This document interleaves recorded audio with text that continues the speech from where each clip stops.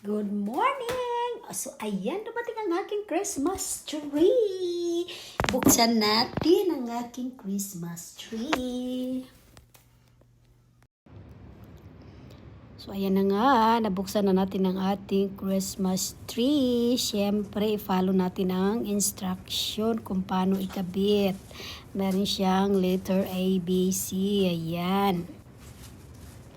Ayan, medyo nahirapan ng konti. Hindi ko alam kung paano gawin. Pero ayan, isa-isa kong nilagay yan. At nabuo ko rin yan sa wakas.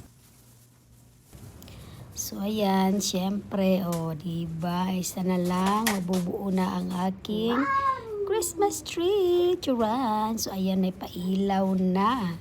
At syempre, masaya ako dahil nagawa ko na yung aking magandang Christmas tree para sa Pasko. So, ayan.